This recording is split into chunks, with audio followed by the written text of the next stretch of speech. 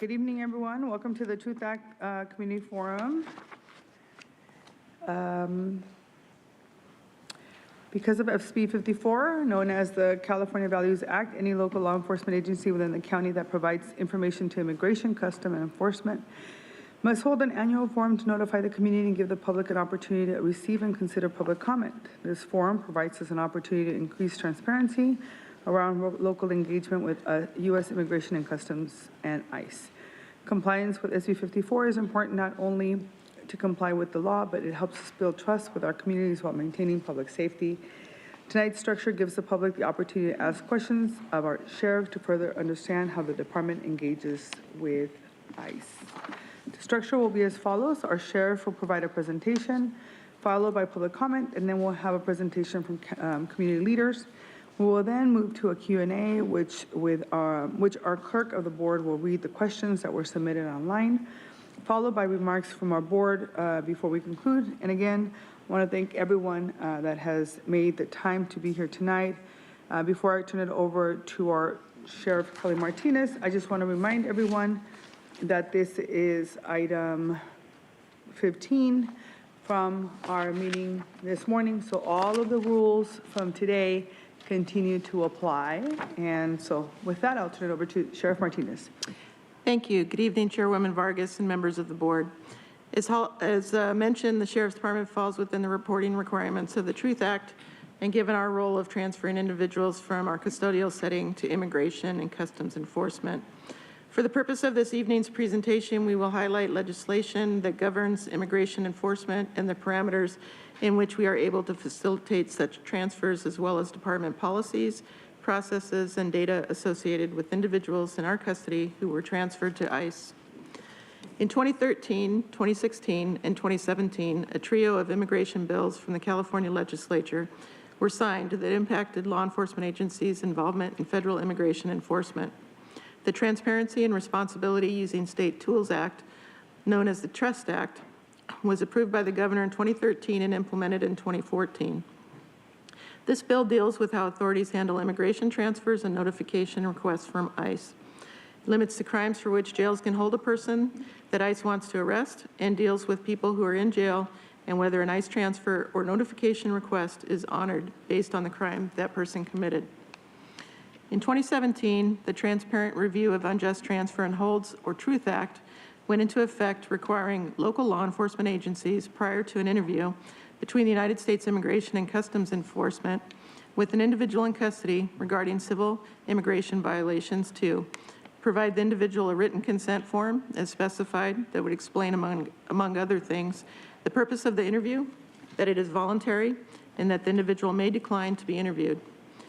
Require the consent form to be available in specified languages, and require a local law enforcement agency to provide copies of specified documentation received from ICE to the individual, and to notify the individual regarding the intent of the agency to comply with ICE requests.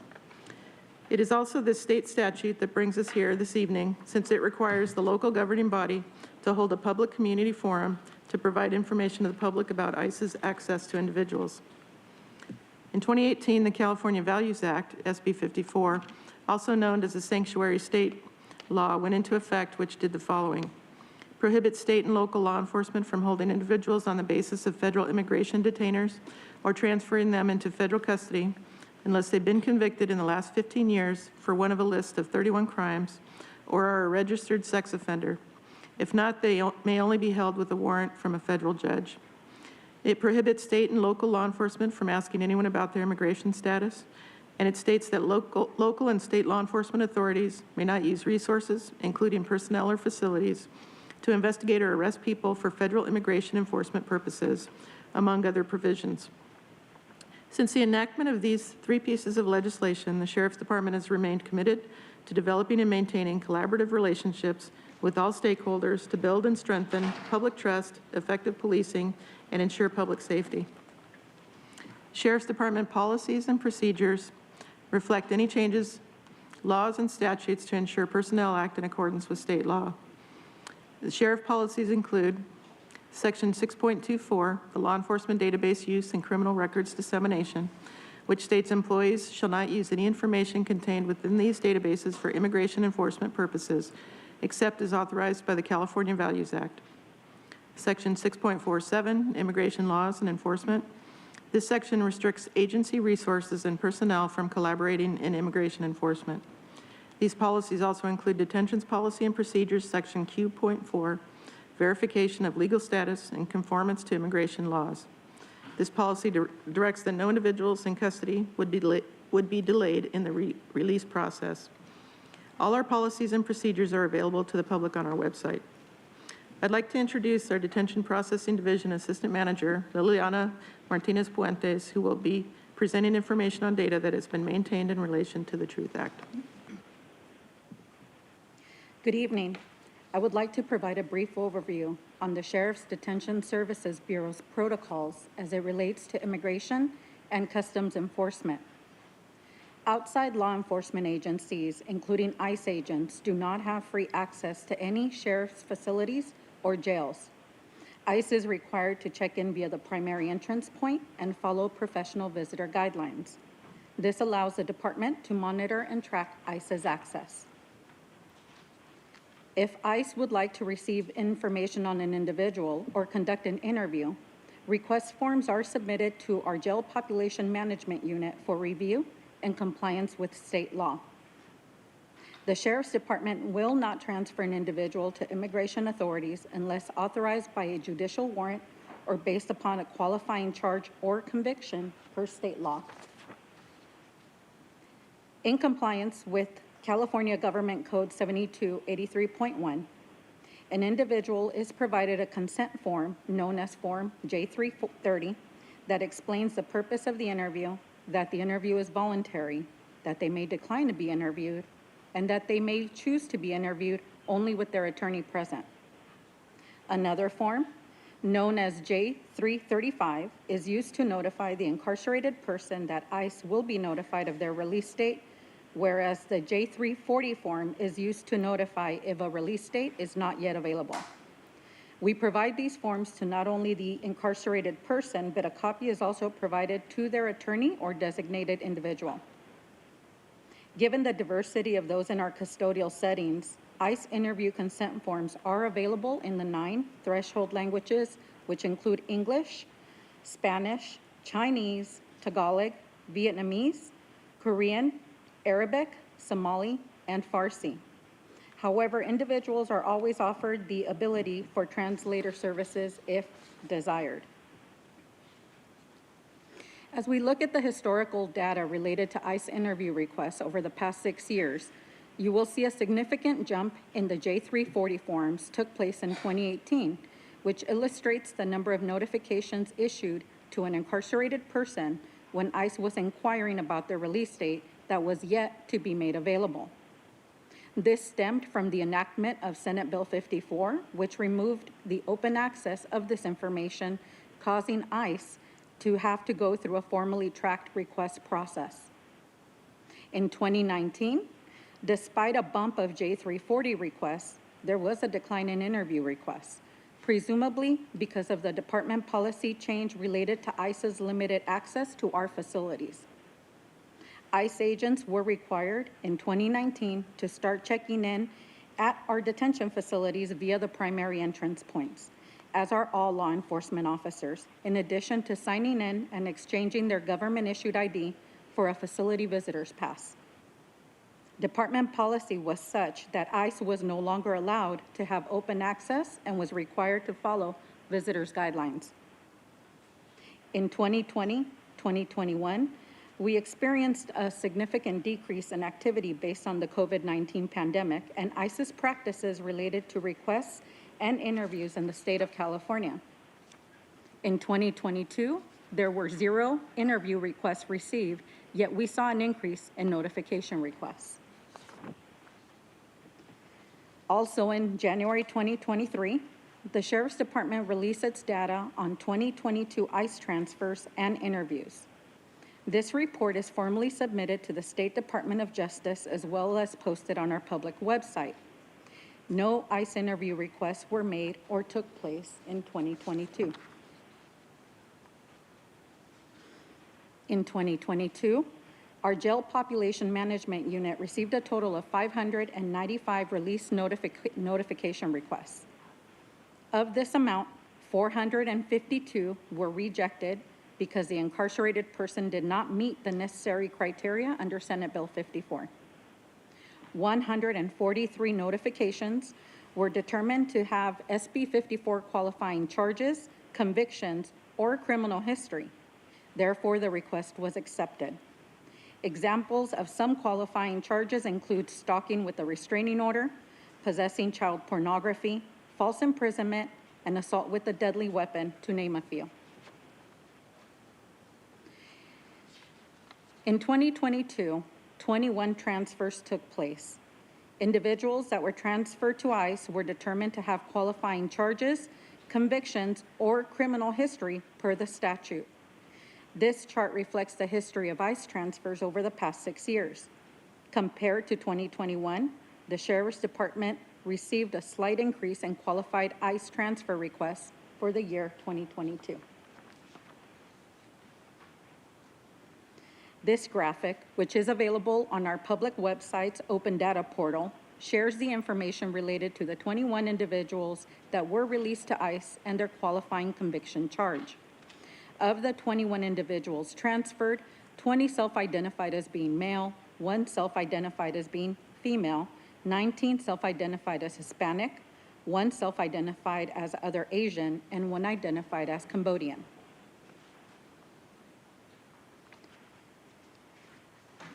The top qualifying offenses for 2022 include the transportation, importation, or sale of controlled substances, residential and commercial burglary with the intent to commit theft, and felony driving under the influence. I would like to now turn it back to Sheriff Martinez to conclude this evening's presentation. Thank you. Since the enactment of SB 54, the Sheriff's Department has been working to balance the authority vested in state statute with department policies and procedures that have incorporated community and immigration advocates' input. Upholding public safety is always at the forefront of the Sheriff's Department's priorities, and our approach to law enforcement is governed by complying with state laws. Every year, there are legislative efforts that seek to address immigration reform, and this year, Governor Newsom expressed that he believes state law currently strikes the right balance on limiting ICE interaction to support community trust and cooperation between law enforcement and local communities. San Diego is a unique region full of diversity and culture, and that's what makes it appealing for so many of the individuals who call it home. As a sheriff, I believe one's quality of life is significantly founded on safety, and it's for that reason I want my community members to know that I will protect them with my full ability of enforcing the law, finding justice for victims, and working to prevent crime from taking place across all neighborhoods. Chairwoman Vargas and members of the board, this concludes our presentation. Thank you. Thank you. I'm going to turn it over to the clerk for public comment. Thank you, Chairwoman Vargas. We have 21 requests to speak on this item, 14 in person and 7 requesting to speak by phone and 1 group presentation. Also note that we received 69 e-comments, 33 in favor, 32 in opposition, and 2 neutral. Any members of the public that requested to speak on item 15 by phone, please dial into the conference line now using the instructions that were provided to you. We'll begin with the in-person speakers, starting with the group presentation in opposition. The group will have 10 minutes to address the board. All 3 members of the group must speak during that 10 minutes. We'll ask you to please self-regulate your time with the timer on the podium. And as a reminder, each person in the group may speak for no more than 4 minutes. As you come forward, please state your name at the podium before you begin your presentation. So I'd like to invite forward the first group presentation that includes Flower Alvarez Lopez, Seth Hall, and Felicia Gomez. Again, I'll ask all 3 of you to approach the podium. Just state your name for the record, and then you may begin your presentation. If you could Do you each want state us your to name. state our name on the record individually Please. or as, okay, Flower Alvarez Lopez? Thank you. Felicia Gomez. Thank you. Seth Hall. Perfect. Thank you. And I'll begin your time. Thank you. My name is Flower Alvarez Lopez, and I'm with Universidad Popular. Our org is a longstanding member of the San Diego Immigrant Rights Consortium, or SDIRC. We are a consortium of over 50-plus San Diego organizations. We stand before you for the 6th year in a row, pleading for vulnerable community members to be protected from ICE notifications and transfers. SB 54 went into effect in January of 2018. For 6 consecutive years, we have presented personal stories about how notifications and transfers have ripped our families apart, including my own, and the impact they have on our larger community, the ripple effect that it has had on our communities. We have packed the room. We have had an overwhelming support of public comment to end notifications and transfers. We have educated elected officials and community members on the matter year after year. We have shared how ICE notifications and transfers cause unnecessary harm. And the sheriff has done this voluntarily. In 2022, 21 people were transferred to ICE custody. 0 had federal warrants requiring the transfer. Our sheriff, on their own accord, turned over community members over to ICE, which goes against the spirit of SB 54. We ask for the sheriff and the county to end this double jeopardy, this double punishment scheme that as a result, San Diego immigrants get punished twice over. ICE notifications turn into unofficial transfers. If a person is allowed to leave a courtroom or is released from jail custody, they should be able to continue on like any other person regardless of their immigration status. In 2022, there were 116 ICE notifications. Community members fear being arrested in the courtroom parking lots and in county jail parking lots. Children grow up with this type of trauma you all have the power to end. Stop using county resources to inflict suffrage and trauma on immigrant communities. We ask the county to start rebuilding trust with our communities, and ending notifications and transfers is a great starting point.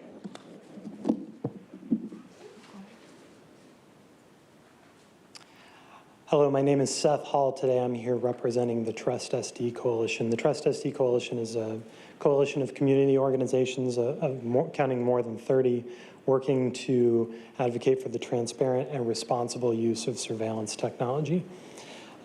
We are here today supporting SDRC because the risks and the potential harms that SDRC is raising are increasingly likely to be the outcome of the use of new data gathering and data sharing technology.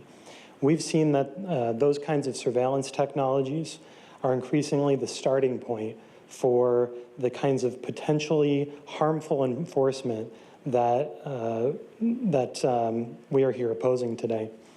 By using those kinds of technologies, county leaders are inviting the risk of singular problematic incidents, as well as kind of a systemic reduction of thoughtful, human judgment, as well as the corresponding risk of expanding harmful activity when even our county leaders do not intend to do that.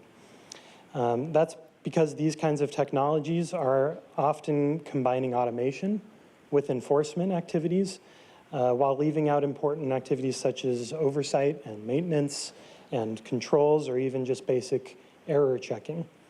So take, for example, the county's ARGIS system. While county leaders might fully intend for data collected and transferred into that ARGIS system to remain under the county control, the reality is that ARGIS concentrates data and allows it to flow to dozens of agencies in the region. And this data sharing enables agencies like the Border Patrol, like Homeland Security investigations, access to the data with very few controls over how or why they're accessing it, what they do with it. Critically, most of the norms and regulations regarding the use of ARGIS are not enforced by ARGIS or by the county.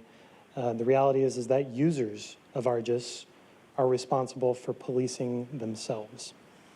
So as our society evolves to depend on technology and data, we're witnessing a outcome of what we call the cycle of surveillance on the next slide that ultimately resorts in a negative cycle of harm that has to be manually and deliberately intervened with to stop it. Next slide. So throughout the country, what we are seeing is that legislators are taking responsibility for creating broad regulations on how data is collected, how data is shared by any official, by any county employee. Regulating the uses of surveillance technology are entirely the responsibility of our legislators, such as our supervisors. Self-enforcement of loose norms is not going to be a reliable way to ensure that San Diego County residents receive the protections that they deserve as we move into the future. Trust SD recommends that our supervisors consider whether the county's data collection and data sharing regulations, for example, those that apply to ARGIS, have been properly adjusted for the high technology era where the risks of harm are only going to increase and the risks of harm originating from the use of technology specifically is only going to increase.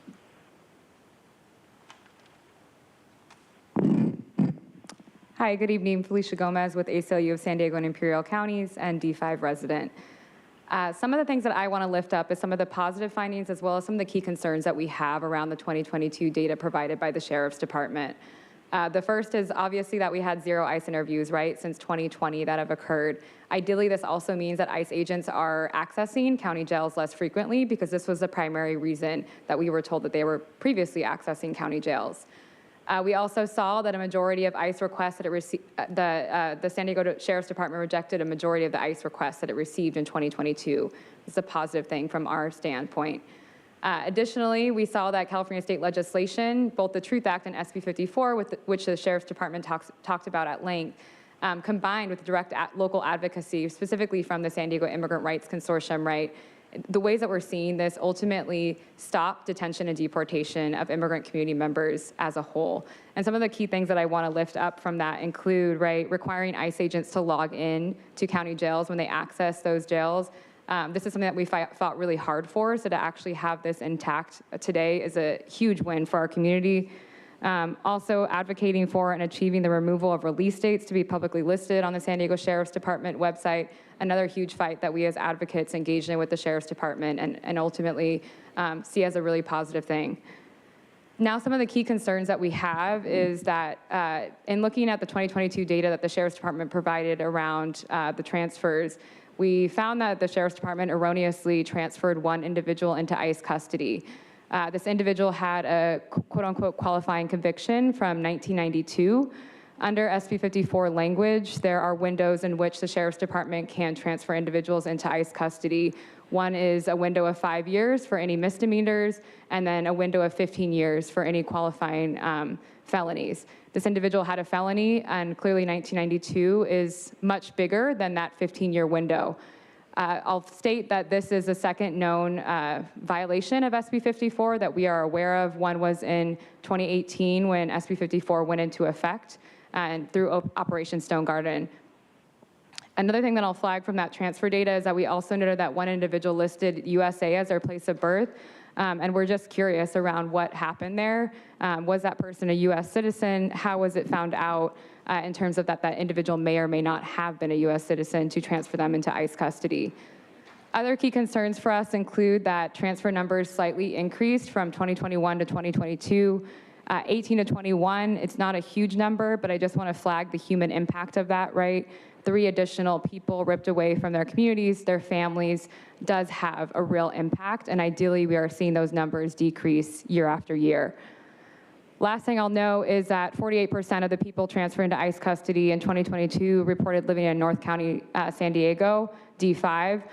This is just really important for us to acknowledge in terms of just the surge, right, of law enforcement and concentration of law enforcement in one region of the county, and how this is resulting in a dramatic impact in that region of the county.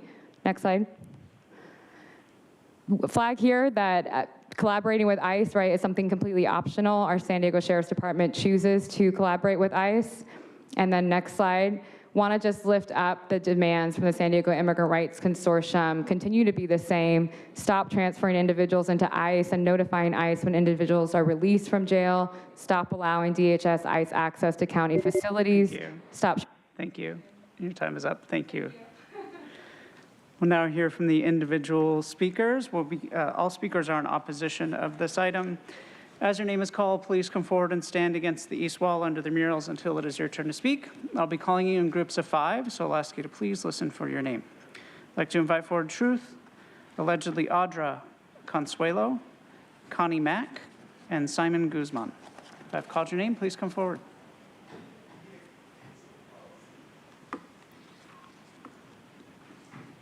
I'll ask you to please state your name for the audio record. You'll have 2 minutes to address the board, and you may come forward in any order.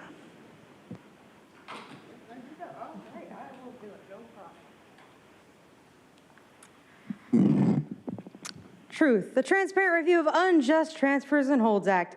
No truth in it. Just another lie that anyone cares about transparency, accountability, or safety. That's something Democrats and Republicans have in common. And I remember last year's forum didn't go so well. People who spoke against alleged federal immigration and customs enforcement atrocities witnessed another atrocity right in front of their eyes, and they didn't miss a beat getting back to reading their scripts as if nothing happened. It was disgustingly hypocritical. And head sheriff at the time, Mayday Ray, did nothing. And what have you done, Kelly? That whole operation was a complete disgrace to the word justice. But what's changed since then? The laws followed even less than last year. Non-American convicted criminals such as child abusers, rapists, and murderers have been given free lawyers, with American taxpayers footing the bill at $1 million a month. So if everyone crossing the border is not even properly processed like our laws require, then what's the point of this forum? The state passed SB 54 to begin to open the floodgates. Before, there was over 1,000 ICE transfers. By 2021, there was only 18, despite the fact that 90 ICE requests granted were convicted criminals with charges such as attempted murder, domestic violence with injury, and child molestation. And what was the pro-illegal immigration peanuts gallery reaction to hearing about those crimes? They laughed during the meeting. The Constitution-compromising Sheriff's Department even colluded with the Immigrants' Rights Consortium, who admit to being change agents. Alliance San Diego, the ACLU, the ADL, Casa Familiar, the Catholic Charities Diocese, the San Diego HRC, the IRC Jewish Family Services PANA, the LGBT Center, and SEIU. In 2022, there was also criminals transferred that were convicted of distributing or possessing child pornography. Is it still funny? I'd love to know, people behind me. And just like I said last year, this is criminals aiding and abetting criminals. There's no trust, no values, and no truth anywhere to be found. And that's why I'm going to talk to you criminals tomorrow, as usual. Thank you. Yes. Next speaker, please. If I've called your name, please come forward.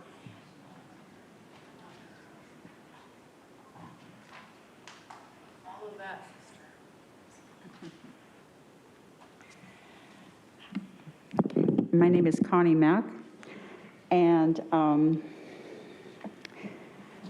I'm speaking as an individual, but I also work with ACLU People Power of the South Bay, and I attend the First Unitarian Universalist Church of San Diego, and I work with their Immigration Justice Committee.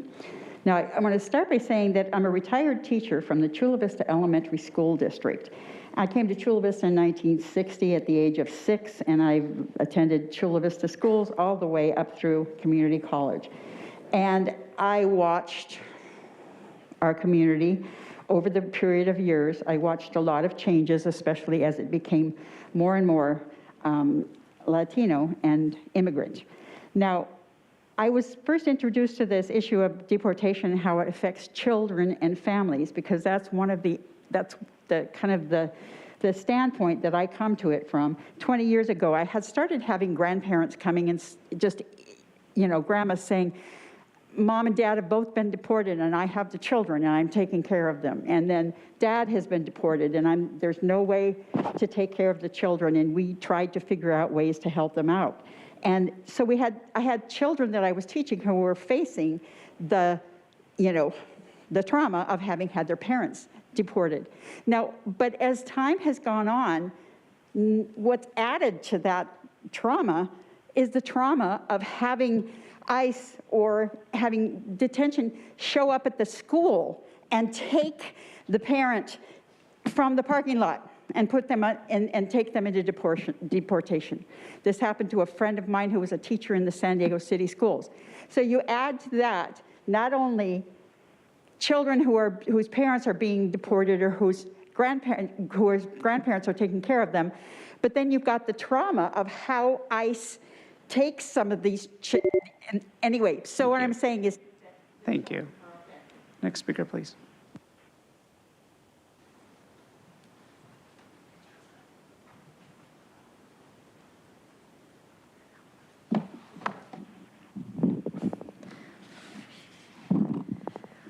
Well, good evening, Chair Vargas, County Board of Supervisors. My name is Simon Guzman. I use pronouns like he, him, and él. I am also an organizer at the ACLU of San Diego and Imperial Counties. The ACLU is a proud member of the San Diego Immigrant Rights Consortium. And we are here tonight to demand that the San Diego County Sheriff's Department end all collaborations with DHS agencies. The department's collaborations with DHS agencies puts our immigrant communities at risk. By routinely choosing to work with ICE through notifications, transfers, and joint task forces, this collaboration exposes our immigrant families, our friends, our coworkers, and our neighbors, my parents, to immigration detention and deportation that can result in permanent family separations. When our communities experiences incarceration, detention, and deportation, it has lifelong impacts that limit our opportunities as all San Diegans deserve to thrive. According to the data reported by the San Diego Department in 2002, this collaboration resulted in the transfer of 21 members of our community and potentially 100 more indirectly. We are pleased to see that the number of transfers is lower than in previous years, which is due in large part to the advocates' work to ensure strong implementation of SB 54 and to continually monitor the department's work here. But while these numbers are lower, it does not minimize the impact of all these 21 San Diegans who were ripped away from their families and communities this last year. Additionally, the data reported reveals that the department violated SB 54 by illegally transferring an individual into ICE custody. Every year for the last 6 years we've been here, we'll continue to be here and urge the San Diego County Sheriff's Department to immediately stop using local resources to aid DHS's detention. Thank you. Next speaker, please.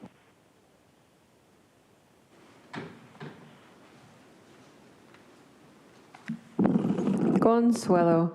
So I just wanted to remind the people in the House who they are in fact addressing and seeking justice from. And yeah, I just wanted to play a little clip.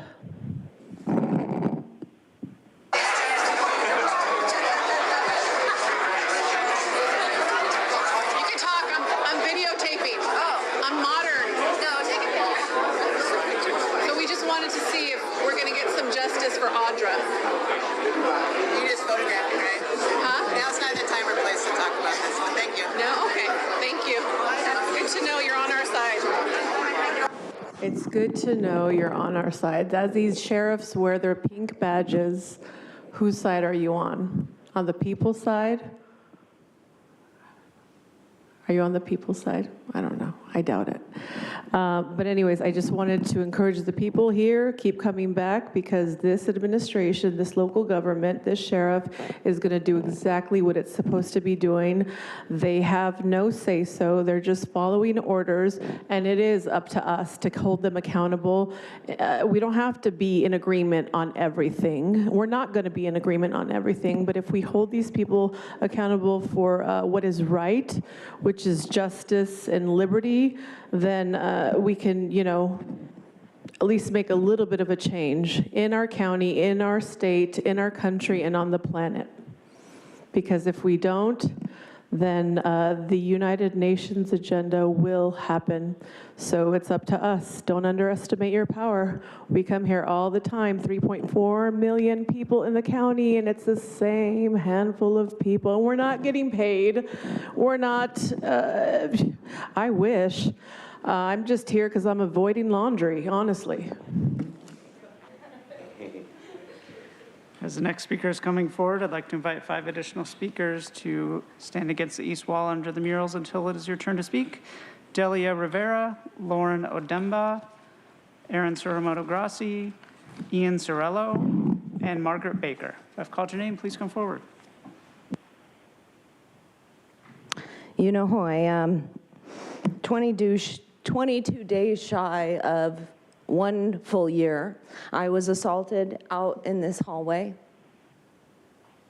while Anthony Ray sat in your spot, Kelly, and we asked you, Consuelo asked you what we're gonna do to get justice, and you said this isn't the time. And you want us to believe in a truth act and a trust and all of these things.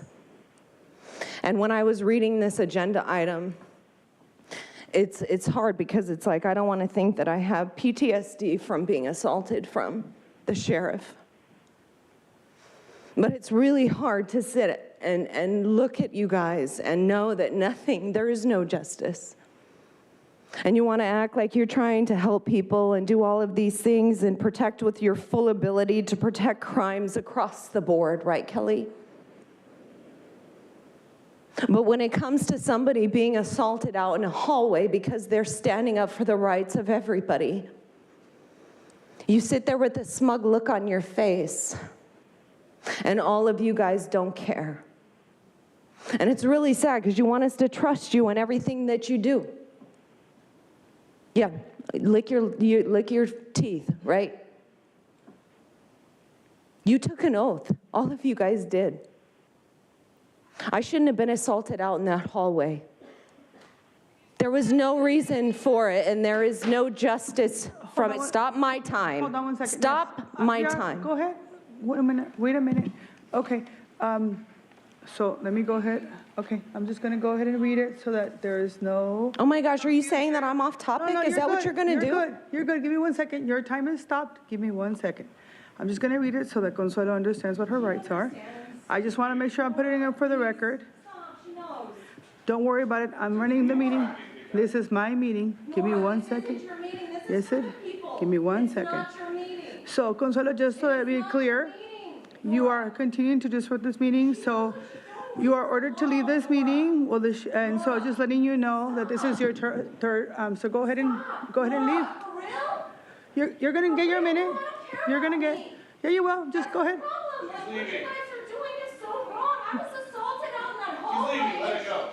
It's okay. It's okay. You're gonna get your time. Let her stay. You're gonna get. Go ahead. Go ahead. Go ahead. Nora. Go ahead. Stop. You got 22 Stop what you're doing. Why do you have to do that? Does it make you feel good? Does it? Does it make you feel good like you can go look in the mirror and be like, I'm doing what's right. I took an oath to uphold all of the rights of the people, but I'm going to abuse them left and right.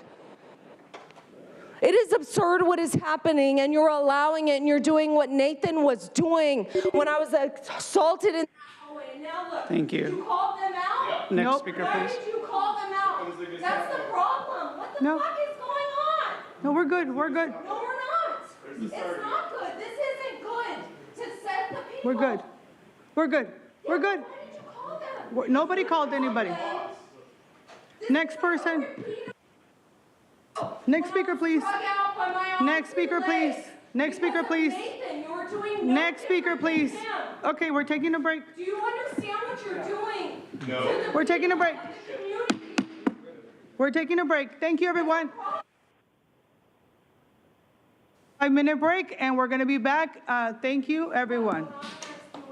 No, we're not doing anything. Banano. Wait, sir. You can go ahead. We're going to wait here as long as we have to wait.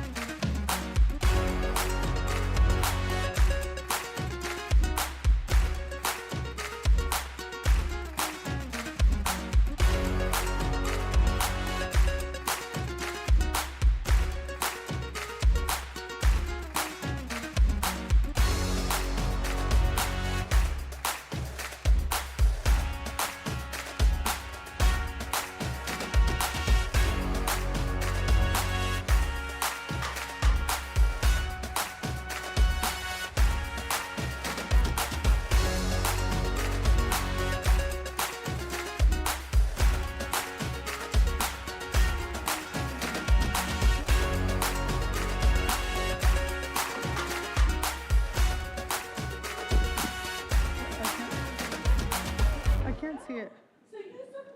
I can't.